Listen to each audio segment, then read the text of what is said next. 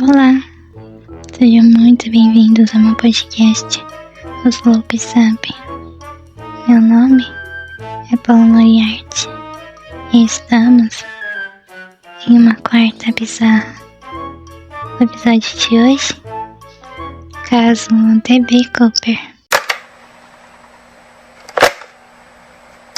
Houve uma época em que sequestros de avião eram relativamente comuns. Segundo estudo publicado em 1986 pelo periódico American Journal of Sociology, houve nada menos que 326 casos em todo o mundo entre 1968 e 1972.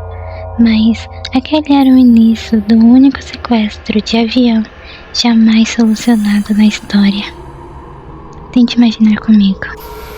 Um homem entra no Boeing 727 usando óculos escuros, tomou o assento 18E na última fila do avião, que tinha cerca de 1/3 de sua capacidade ocupada, 36 passageiros, e pediu uma dose de uísque. Pouco após a decolagem, muito tranquilamente, o homem, que se identificou como Dan Cooper, entregou à comissária de bordo, Florence Schaffner, um bilhete. Ela tentou ignorar, achando que era uma cantada, e jogou o papel na bolsa sem ler, mas o homem se inclinou e disse: "Melhor ler o bilhete, eu estou com uma bomba." A mulher arregalou os olhos. A mensagem dizia para a comissária se sentar ao lado de Cooper. Ela obedeceu, mas quis ver a bomba. Quando o criminoso abriu a mala, Florence contou 8 cilindros vermelhos de dinamite ligados por um fio. Parecia real o suficiente. O passageiro, então, começou a listar exigências para não explodir o avião pelos ares. Ele queria $200 mil numa bolsa às 5, além de 4 paraquedas na chegada a Seattle. A comissária de bordo anotou tudo em um papel e levou à cabine dos pilotos. Foi quando entrou no enredo outra comissária, Tina McClough, que passou a ser a principal interlocutora do sequestrador. Cooper continuou enviando a cabine por meio de McClough sem que os passageiros sequer desconfiassem. Ele acrescentou que queria caminhões de combustível para reabastecer a aeronave em Seattle. Ninguém desembarcaria até o resgate ser pago, mas Cooper prometia que os passageiros seriam todos libertos após a chegada dos 200 mil e dos paraquedas. O capitão William Scott, do voo 395, informava a torre de controle do aeroporto em Seattle sobre tudo, mas os passageiros nem desconfiavam.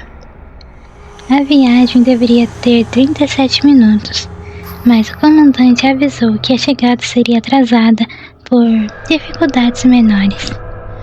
O avião sobrevoou o terminal de Seattle por 2 horas, até o resgate ficar pronto.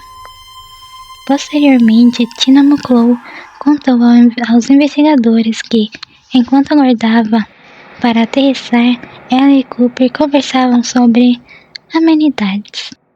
Cooper perguntou qual o local de origem da comissária, e ela respondeu que nascera na Pensilvânia, mas que estava morando em Minneapolis.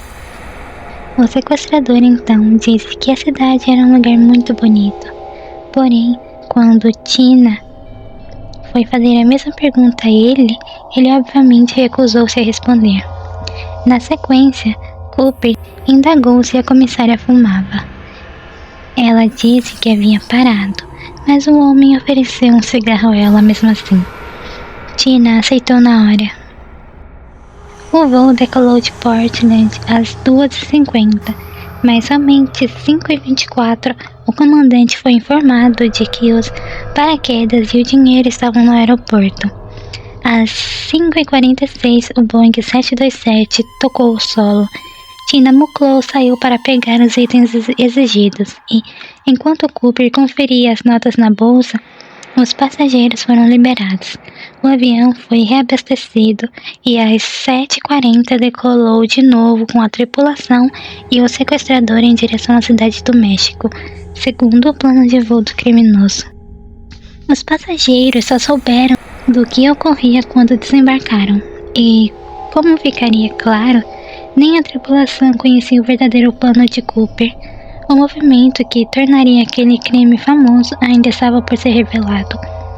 Quando as autoridades se deram conta, já era tarde demais. O bandido mandou a tripulação para a cabine, onde todos deviam ficar com a porta fechada. Ao obedecer, Tina Muclow ouviu prendendo o que parecia ser o dinheiro na cintura. Neste momento, o Boeing 727 já estava voando baixo e em velocidade reduzida, sob as ordens do tal pirata, que o tempo todo parecia saber exatamente o que estava fazendo. Em algum ponto entre as cidades de Seattle e Reno, por volta das 8, o painel de controle do avião avisou que as escadas traseiras estavam sendo acionadas. Usando o intercomunicador, o Capitão Scott perguntou se Cooper precisava de algo. Um enfático não foi a única palavra que ouviram dele. O sequestrador nunca mais foi visto. Como não havia confirmação do salto, dezenas de agentes cercaram o Boeing quando este desceu em Reno, na Califórnia. No avião foram achadas 66 impressões digitais não identificadas. Pistas deixadas para trás não levavam a lugar nenhum.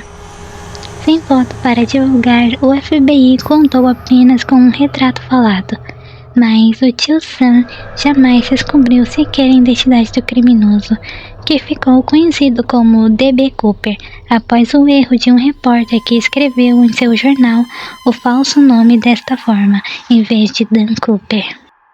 Uma lista de suspeitos foi minuciosamente investigada, mas nada foi encontrado.